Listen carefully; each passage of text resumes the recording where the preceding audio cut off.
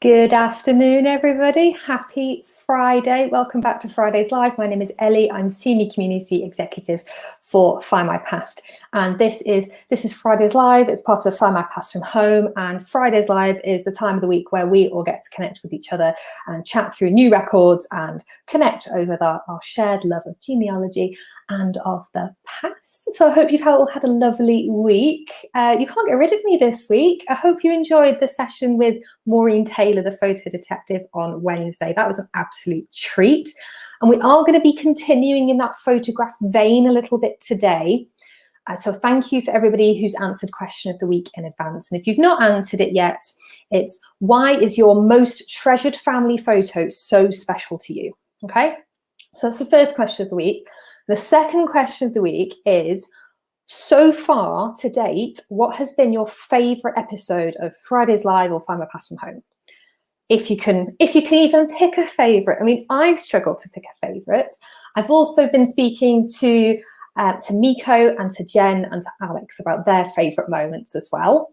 And Alex is in the comments with us today, and he's going to join us in a little while, in the next 5 minutes or so. And we're just going to talk about, I suppose, what Fridays Live and Findmypast from home means to us, and then open the conversation to all of you as well. So let's welcome a few of you in the comments, shall we? Let's have a scroll up here and see who we've got. We've got Graham joining us from West Yorkshire. I'm waving back. Hello. We've got Ruth in East Yorkshire. Oh, very good. We've got Victoria, Beth in Anglesey, William in very super cloudy Cumbria. Do you know what? It's super cloudy here in Edinburgh today as well. We've got Sally. We've got Sue from an overcast Guildford. We have Jean Ann from Utah. We've got Roxanne from Utah. We've got Hazel from Iffy, Somerset. As in, is that Iffy the weather, or is Iffy a place in Somerset that I don't know about? Who knows? We've got Janet from cloudy Dorset. Lots of you today. That's really lovely. Okay. Hold on, I've just missed a couple of comments. Yes. Fantastic. Sorry, I'm just scanning through them. Okay, so in terms of what we're going to be doing today, I'm going to welcome Alex in a moment so he can say hello to you all. Then we'll do new records. Then we'll do question of the week. And then what we're going to do is look at some photographs. And these photographs are from our family history records. So I touched on this a little bit on Wednesday in terms of where you can find photographs in Findmypast records. I'm going to show you some examples. I'm going to show you the kinds of stories that you can get from them. And I have so many to show you. I don't know if I'm even going to get through all of them. So yes. So Alex, hopefully you're ready to come in and I'll add you into the stream. So yeah, happy Friday, Alex. How are you? Hello, happy Friday-versary.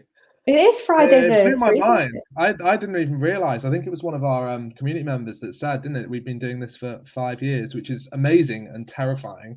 How quickly time has passed. But yeah, what an amazing 5 years. It's been, I always say it is one of the highlights of my week and one of the favourite parts of my job. And it genuinely is. And it's been really great to see it grow from incredibly shaky, humble beginnings when Max and I were, I think, recording it on an iPhone in one of our meeting rooms with like appalling sound quality.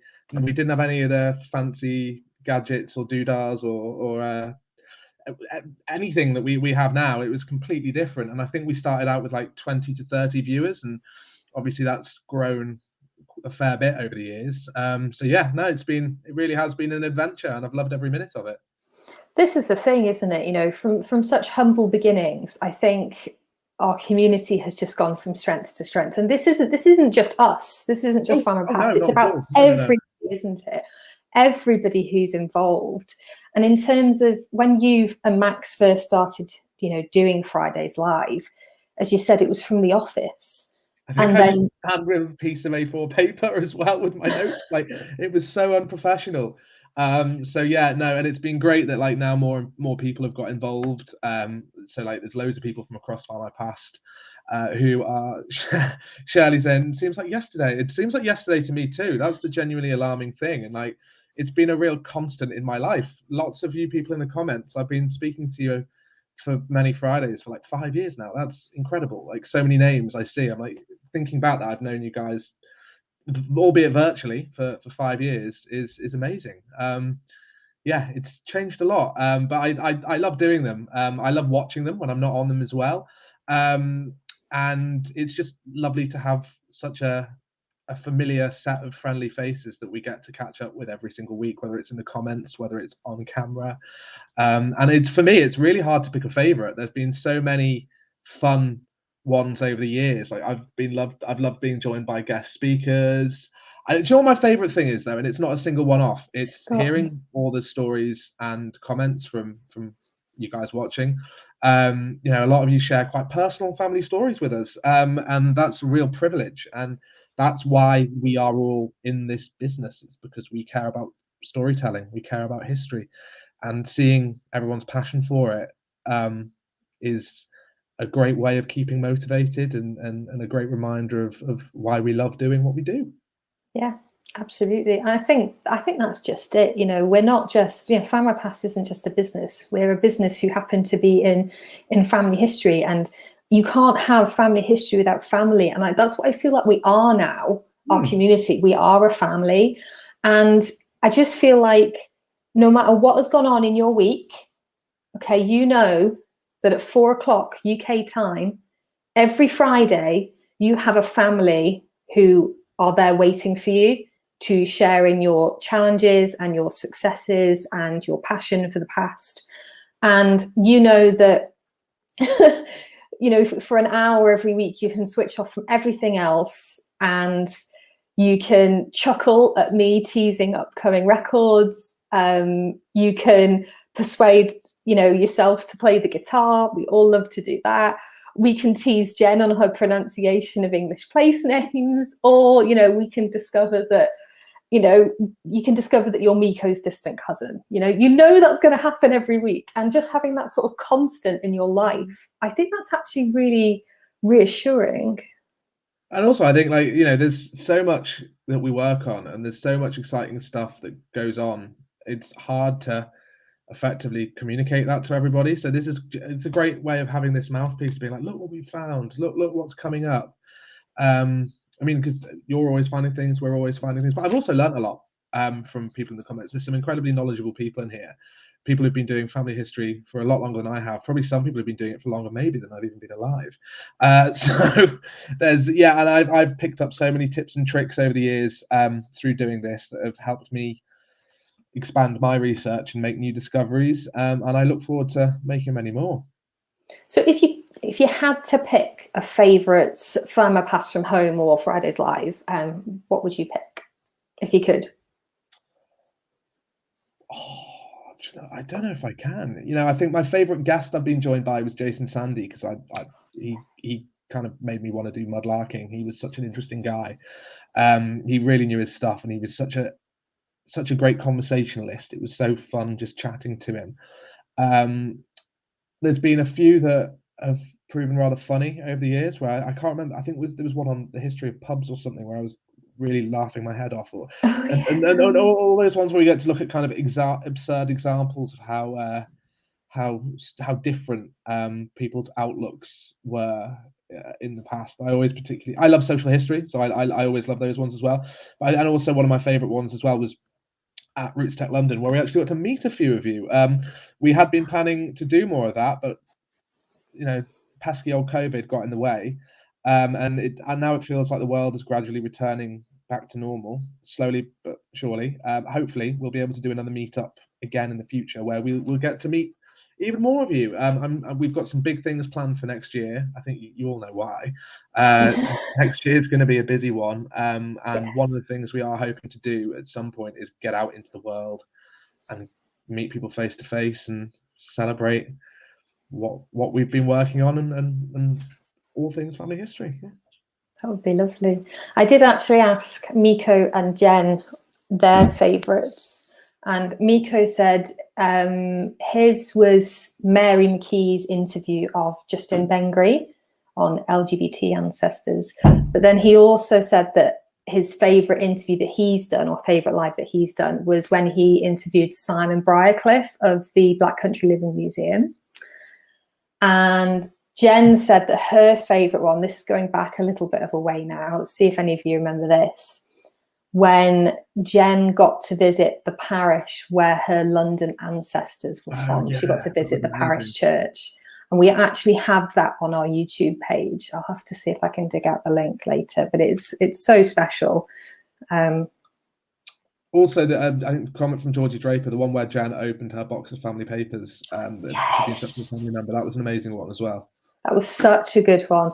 I think for me, I did one, this is also photograph themed. I did a Fridays Live, I think it was September of last year, so almost a year ago, on photographs. And I shared some of mine because at the time I was visiting my mum in Wales. So I had some family photographs to actually show everybody, which was lovely.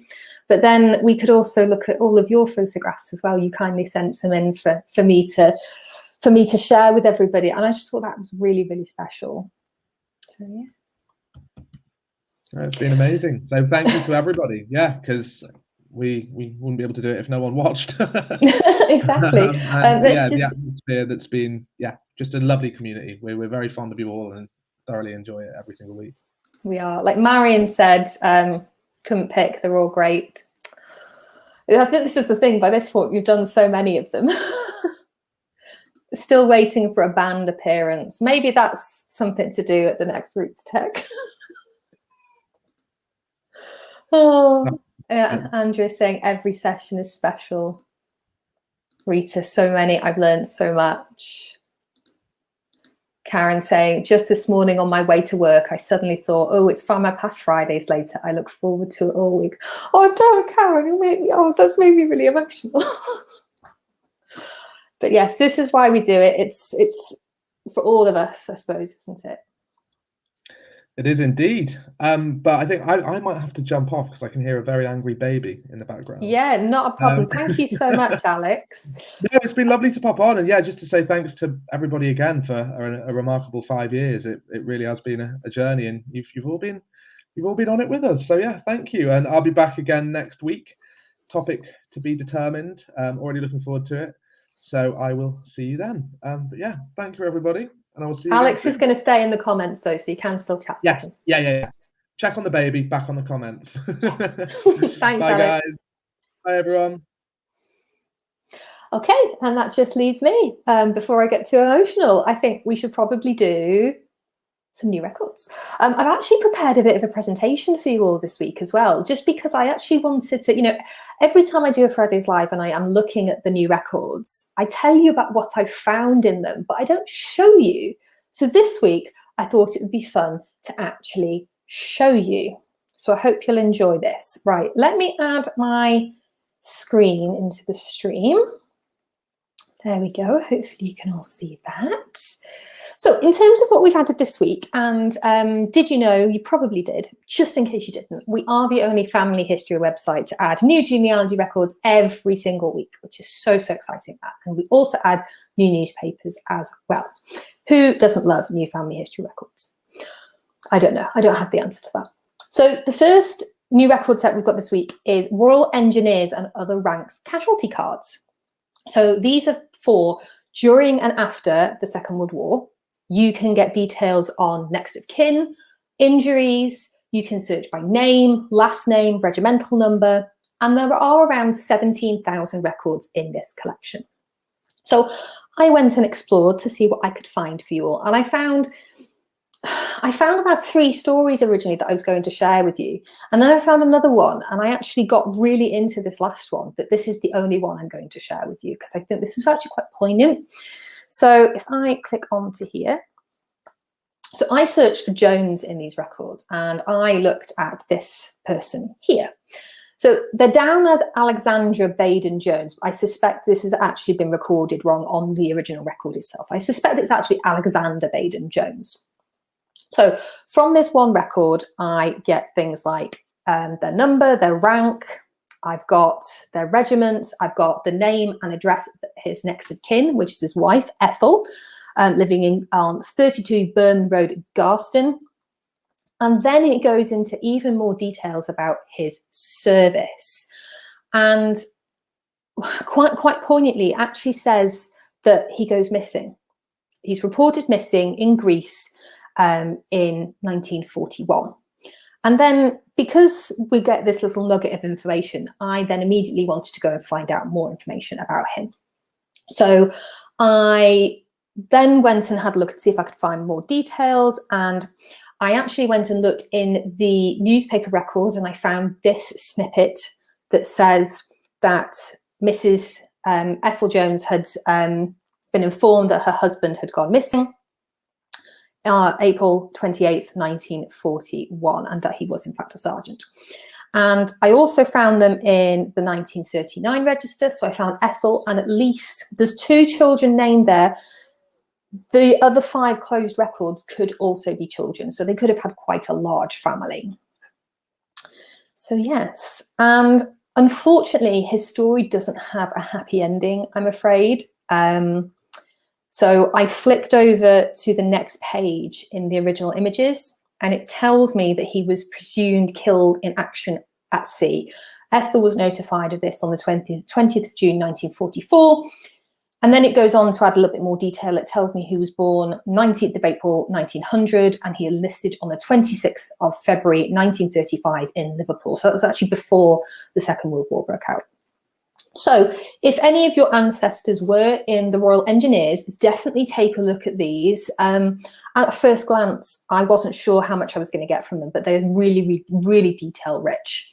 And even if you don't have any ancestors in there, it's always good practice to go and search another record set. Maybe choose a surname from your family tree and just see what you can find, I suppose. I mean, it's very, very unlikely that I'm related to Alexander Baden-Jones, because there are lots of Joneses around.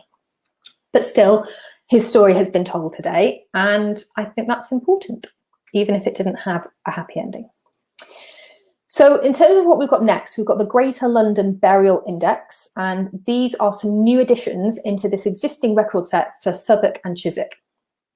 This collection now stands at over 2 million records, and it spans centuries. Like, you're talking 1399 up to about, I think it's 1992. Excuse me a second. So on the blog for this week, for the new records, there's actually a parish list linked, and that is a full list of all the parishes that's included in this Greater London Burial Index, and also the years that are available. So if you're not sure whether the parish your ancestors were from are in this record set, that is a really good place to start. So you can see things like names, you can see occupations, religious denominations, where they're buried. And I actually went and had a look for overthrow, because I have 2 surnames because I'm cool. I went and looked at overthrow in these records, and there's actually 2 overthrows in this collection, and I did not expect there to be any. So I found one for 1726 and one for 1729 in St Andrew in Holborn. And Grace Overthrow was buried on the 30th of October 1726 and lived on George Alley. James Overthrow was buried on the 11th of December 1729 and lived at Saffron Hill. And as I said, this is fascinating for me because all overthrows are related to each other in some way, shape or form, because it's a very, very uncommon name. And previously, I wasn't actually aware that there were any in London. So this is really interesting for me, especially because you're going back to the 18th century here. What I had previously thought is that at this point, the overthrows were centred in Gloucestershire. I was wrong, clearly.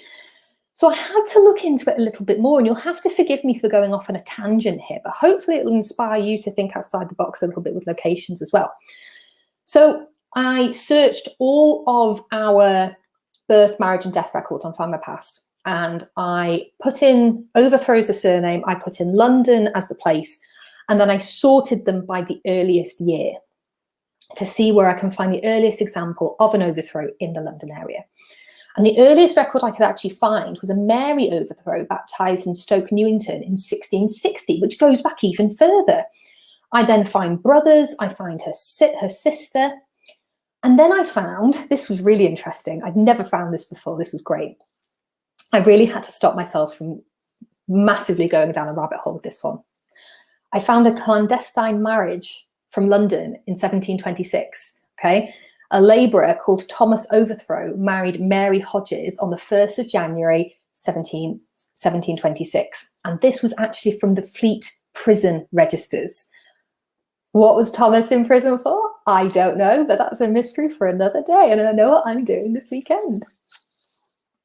Okay, next up, in terms of new records, we've got the Knights of the Realm and Commonwealth Index. So we've made our twice yearly update to these records and added more from the present day, and it's entries from the Queen's Honours lists. So this record set as a whole is really good for your knightly and chivalric ancestors. And it spans several centuries, going way, way back to pre-1500. The information that you get sort of varies because it spans quite a large period of time, but the information you can typically get are things like birth date, death year, sometimes the award type, and any remarks about them as well. And there's actually a few famous people that you might know in the records. There's people like Judi Dench, Ian McKellen, Laurence Olivier, Maggie Smith, but there's also people like this chap. Oh no, I've gone too far. Oh no, I can't find it. I'll have to find it later. Anywho, Thomas Boleyn, father of Anne Boleyn, is in these records, which I thought was really cool. And then I also found a few possible medieval relatives of my fiance. So I'm looking forward to exploring those a little bit more as well. And then for newspapers, there's way too many for me to list this week, okay? I'm going to whiz through a few, but if you do want to see the full list, just head over to the What's New section of our blog and you've got a full list there.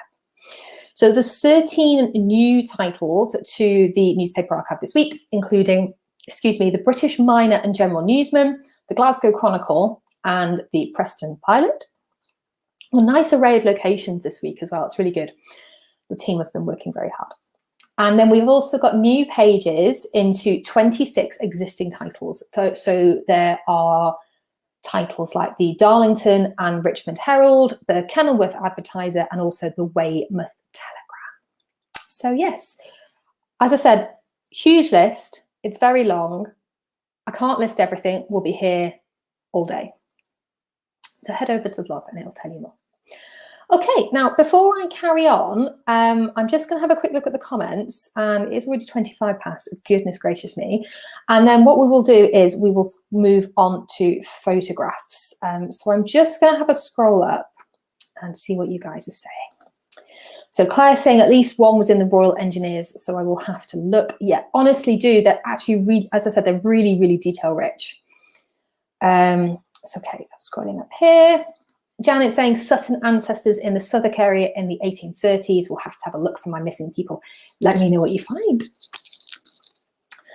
Okay, Kim saying my granddad was with the Royal Engineers during World War II, but due to perforated eardrums, due to the Zeppelins, he was stationed at Brighton throughout the war and never got to go overseas.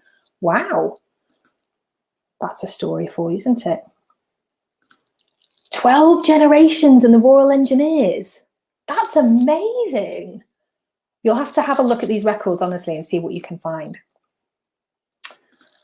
Jane saying, my dad was in the Royal Engineers captured on Crete. And this is the thing with these records. They list things like this, whether they're captured or presumed missing, or if they sadly die, it's all recorded. Okay, I'm scrolling back up. Janet saying, Ari the cards, found my mum's cousin who had drowned. Oh, that's really sad. This is the thing, I think, with records from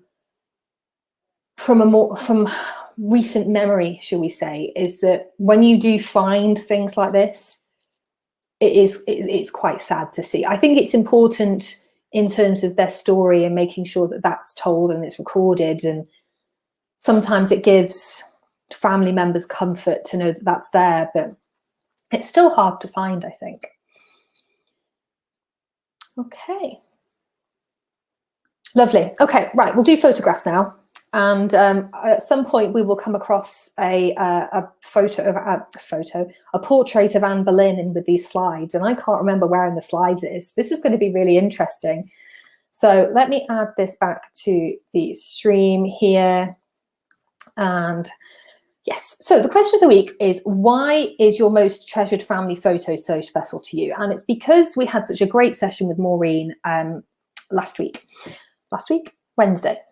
And some of you kindly sent them in as well. So this is Janet, who said that a photograph on glass of my great-great-grandmother, Annie Quarry née Stone, with an infant, probably dating to about 1880. She, along with the other villages in Bushy, Hertfordshire, were used as models by a local art school.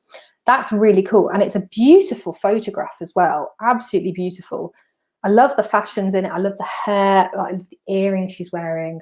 Really gorgeous. And really, like, if the family were involved in sitting for art students as well, I just think that's fantastic. We've also got one here from Amanda, who said she shared this on the thread the other day, and the reason it's so special to her is because it was taken in 1966, and it's the last one of her father before he died the following day. And yes, it's a very, very special photograph, and I really, really appreciate you sharing it, Amanda. It's it's really lovely. Thank you. And then we have one from Karen as well, who says, my favourite photo is of my maternal grandmother, who is the second small girl from the left. Aren't they all adorable? Their cute little white dresses and everything. It's taken in 1911, and it says on the back, Peter Jones, which I think is the shop in London, now a John Lewis. And she says, I love the outfit and the people's expressions. Look at that fantastic hat that lady in the middle is wearing as well. That's wonderful. And we had some more comments through as well. Nita said, I have lots of photos of my relatives, many coming from doing family history research.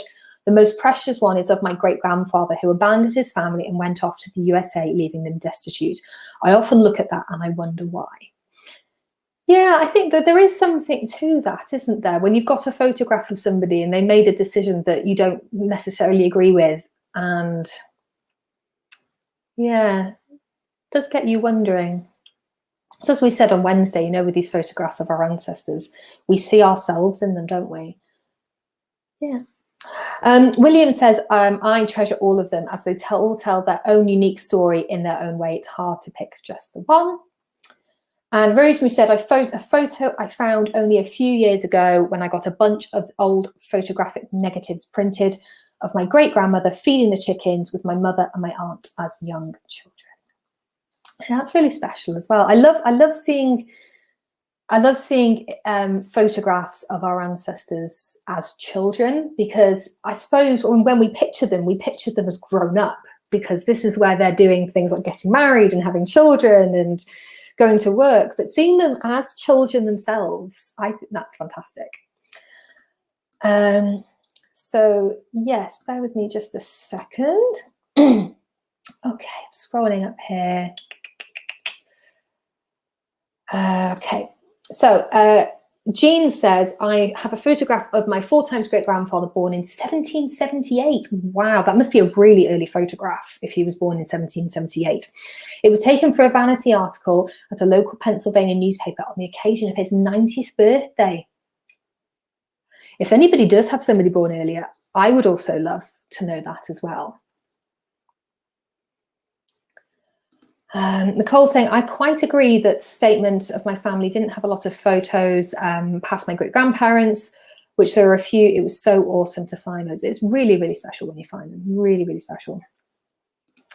Andrew says, my fave photo is of my great-grandfather who died in 1950, taken indoors with a box brownie. Amazing. He's sitting in his chair, I think that should say, Andrew, my apologies, with the paper to hand, a packet of Craven on the hearth, ornaments that we still have. That's lovely. I think that's so special.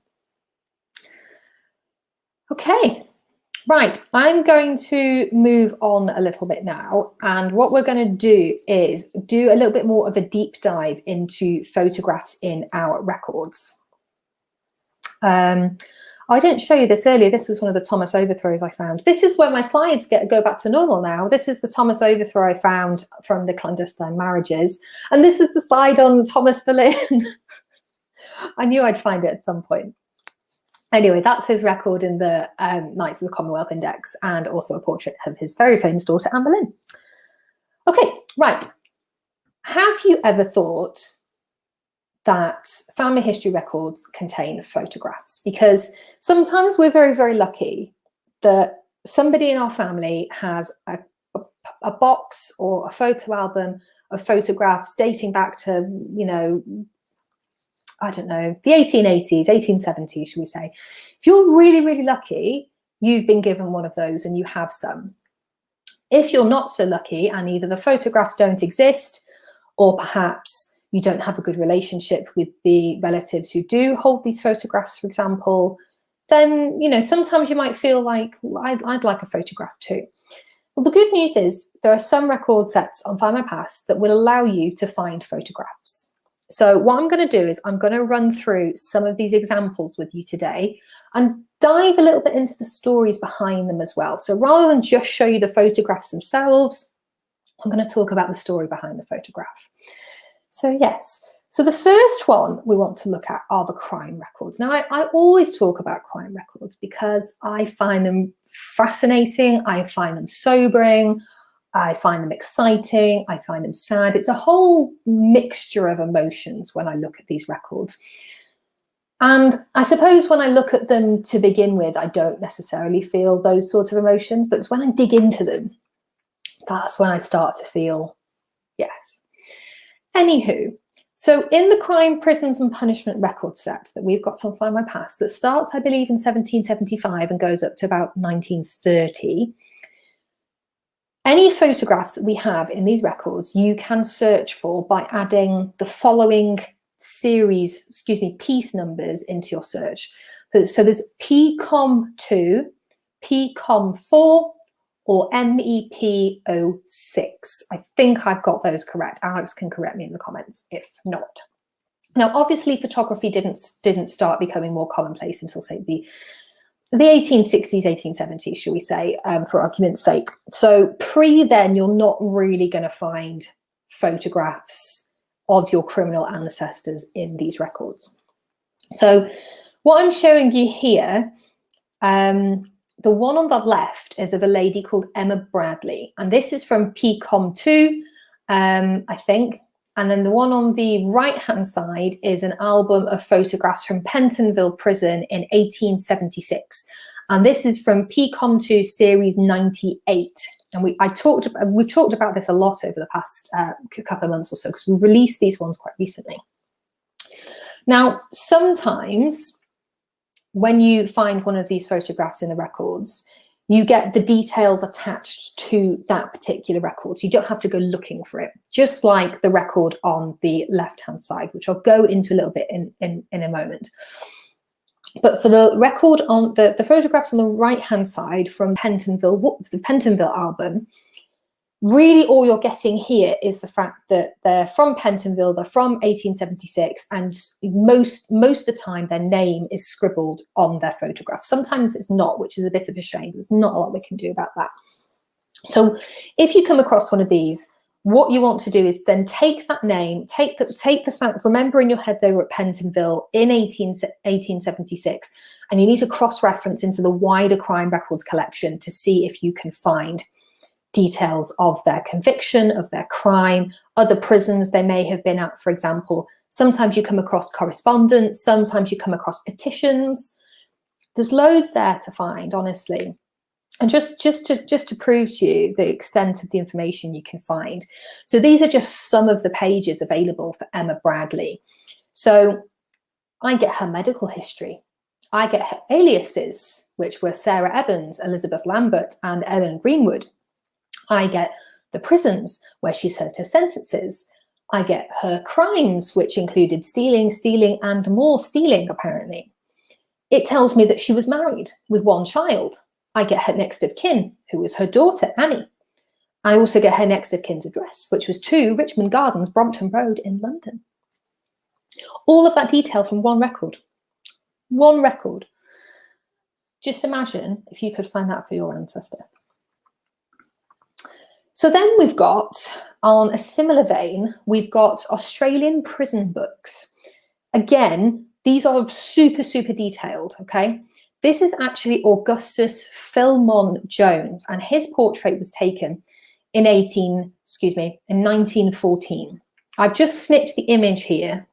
There's actually loads more detail on the record itself.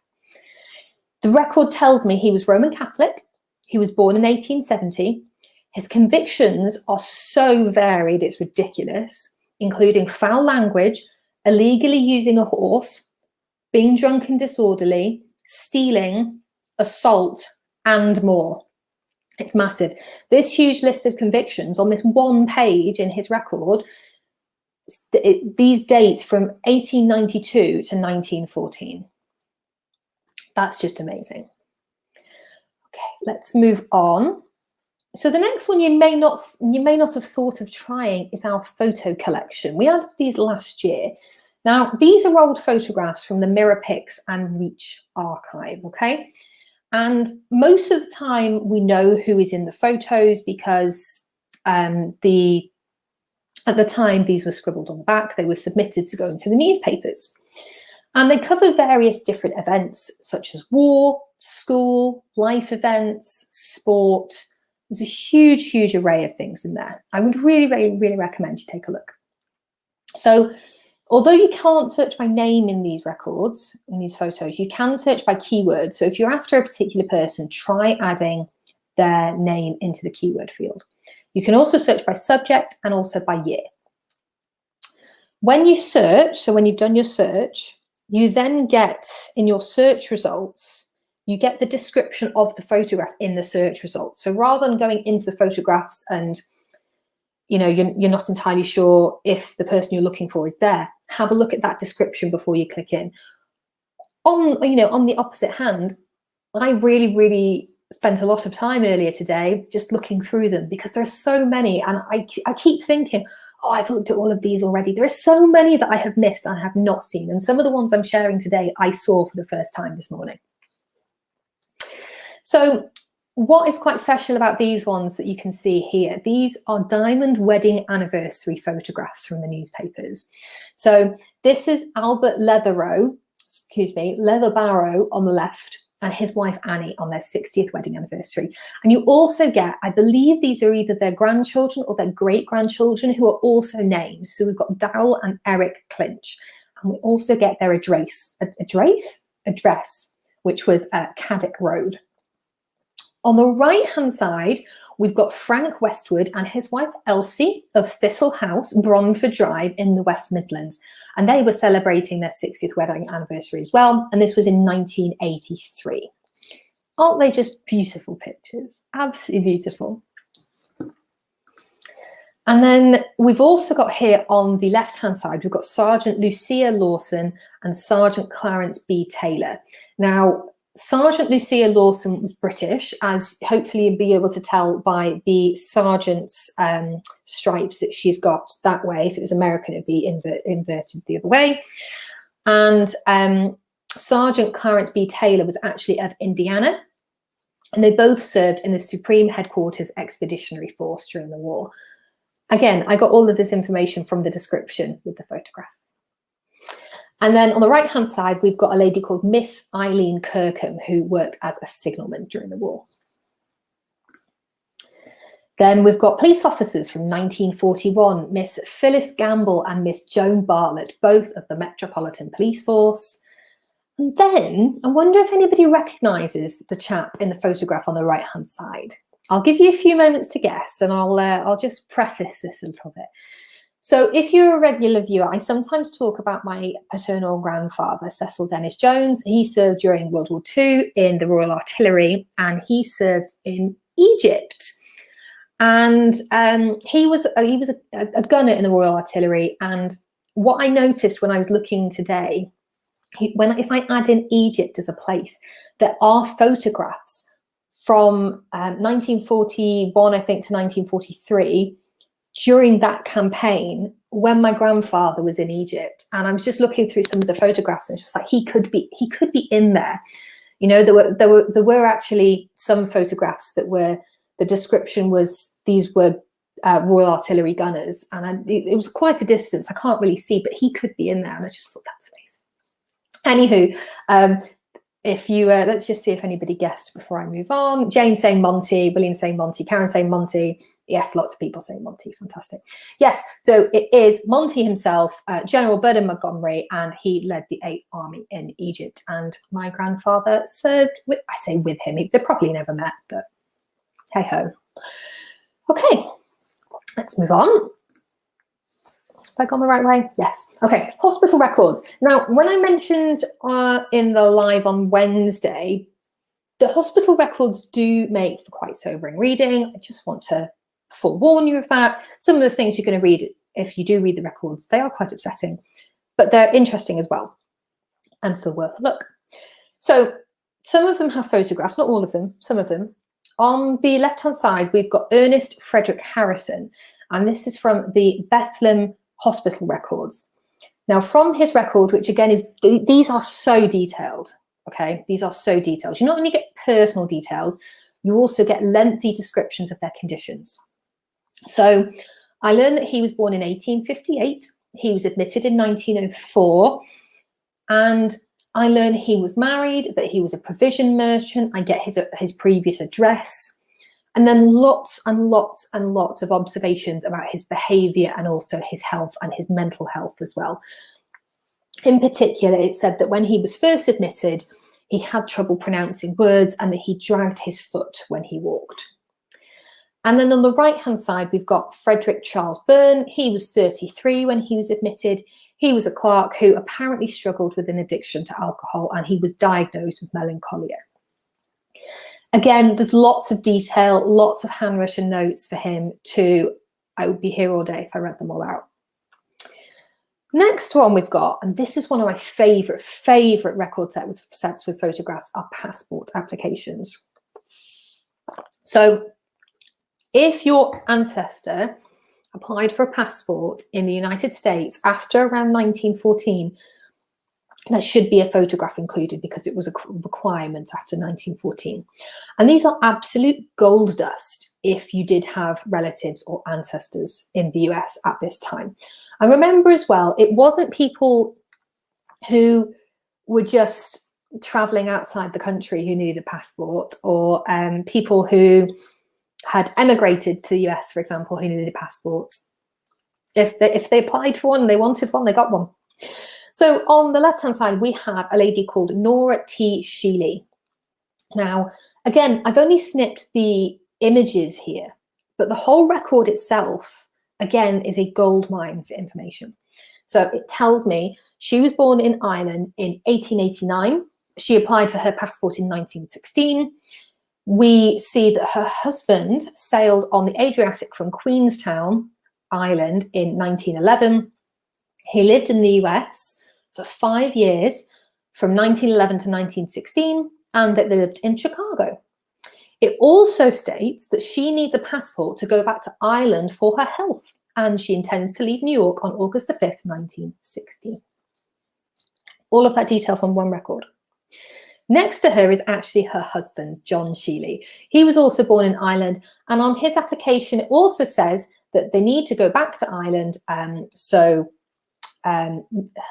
Nora, yes, Nora, I forgot her name for a moment. So Nora can get better, basically. Apparently she was quite ill. So yes, and then we've also got, on the left-hand side, we've got William Martin, who was born in County Down in Ireland in 1850, came to the US from Liverpool in 1874. He was a farmer, and it said on this record that he planned to go to Ireland, Scotland, and England for business. And this business was actually to settle the estate of his brother's children. So what I suspect has happened is his brother died, and he had to go and divide the estate. It's possible he was the executor of his brother's will. And then the chap on the right-hand side, I actually thought he looked a little bit like Stephen Fry. I don't know about anybody else. This is Charles Leon Chandler, and he was born in Massachusetts in 1883. And his record tell me that he was heading on a grand tour of South America. He was going to Brazil, Argentina, Uruguay, Paraguay, and Chile for commercial investigations. I think that sounds a bit dodgy to me, but he didn't really go into any further detail than that. And then we've got naturalization records, which are a little bit similar. So on the left-hand side, we've got Francis Walsh in 1933. And from his record, I get his New York address of 1838 3rd Avenue, New York. It tells me he's a railway agent, he's 25, born in Ireland, he's not married, and he has no children. It also tells me when he emigrated to the US, which was in 1930, and he arrived on the SS Baltic. And then on the right-hand side, we've got Kathleen Elizabeth Brennan, who applied for naturalization in 1941 in Queens. She was 23, born in 1917 in Ireland, and used to live in County Sligo, emigrating in 1939. I've got loads more to show you. I'm not even close to finishing yet. Okay, merchant seaman records. I love these records as well. These are just wonderful. So we've got 2 different merchant seaman records available on Findmypast, the collections, okay?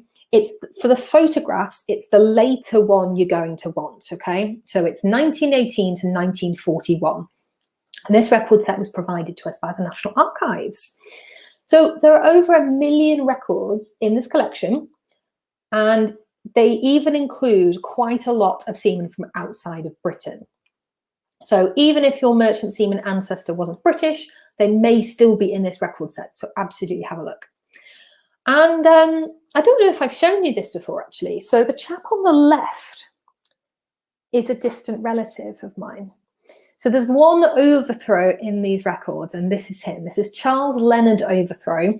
And his record tells me that he was a steward born in Cheltenham in Gloucestershire in 1891.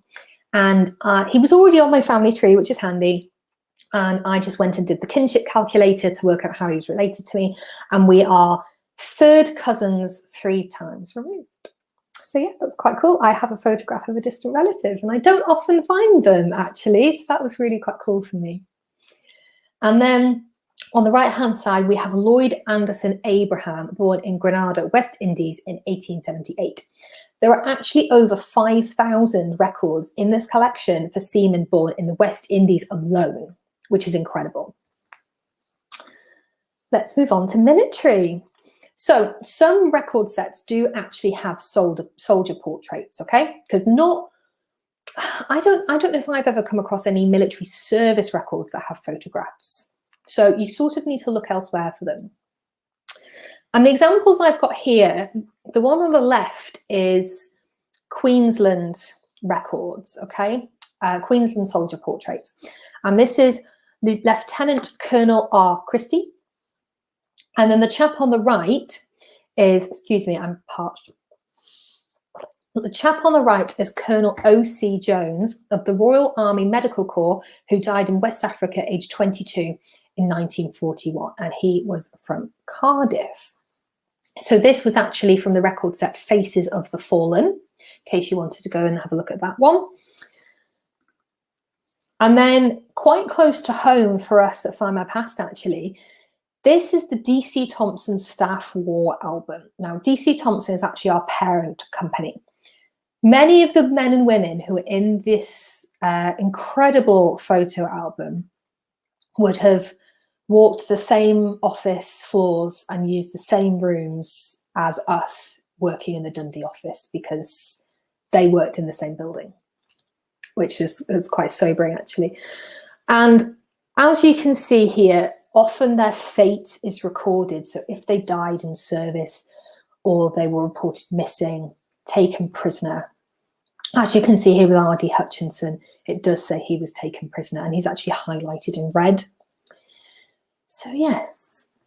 And the last example I've got for you are the newspapers. And am I saving the best till last? No, they're all really good too. What am I talking about? So if you haven't tried searching the newspapers for photographs yet, on Findmypast, on the left-hand side under your filters, if you go to buy article type and check illustrated, that will only bring up illustrated articles for you when you're searching. On the BNA, the British Newspaper Archive, it goes a little bit further. You can actually add a photograph tag to your search. So rather than bringing up illustrations and photographs, you just get the photographs. I have found so many amazing photographs in the newspapers over the years working for Findmypast. I just love exploring them so much. I find wedding portraits, royals, military photographs. Honestly, the list goes on and on and on. On the left-hand side here, this is actually a photograph we found of actor Tom Hiddleston's maternal grandparents on their wedding day, which is just beautiful. And we found this while we were researching his family tree. I think it was actually Alex that found this one, so well done, Alex, for that. And then on the right-hand side, we've got some members of the Dundee People's Journal, the staff members who were serving during World War I. And I've only snipped the image there, but they are actually named underneath by first initial and surname, and also rank as well. It is a whistle-stop tour because there's so much I could have shown you today. But I do feel like I have just spent 20 minutes talking to you about photographs. So I'm going to unshare my screen and just see what you're all talking about in the comments now. I hope you enjoyed that. I hope that was useful. I hope that if you've not thought about using photographs before in our records, that you might go and have a look.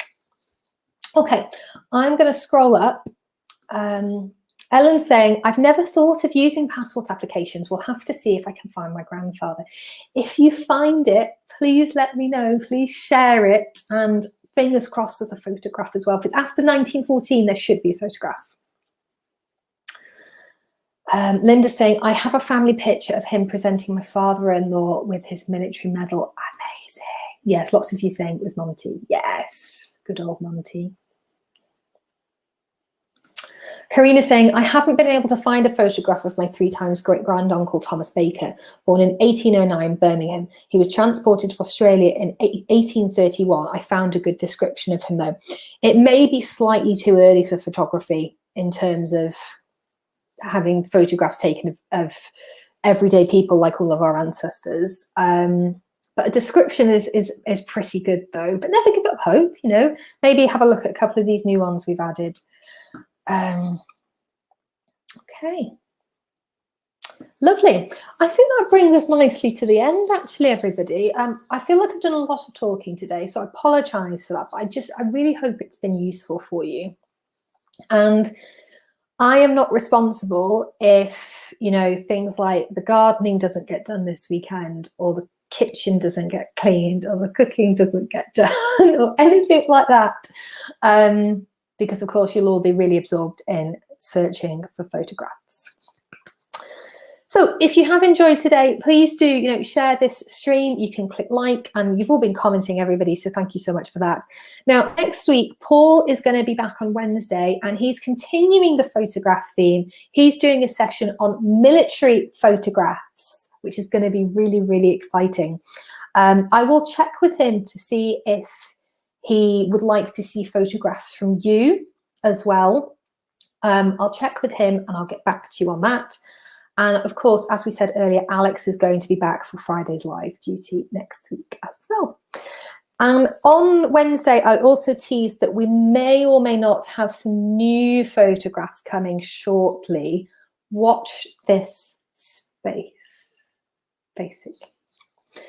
So I suppose that's all to say after that is I hope you all have a lovely weekend. Take care of yourselves and continue to let us know what you find in family history records, what stories you're discovering this weekend, what brick walls you're breaking down, all of that. So thank you, everybody. Take care of yourselves, and I will catch you next time. Bye.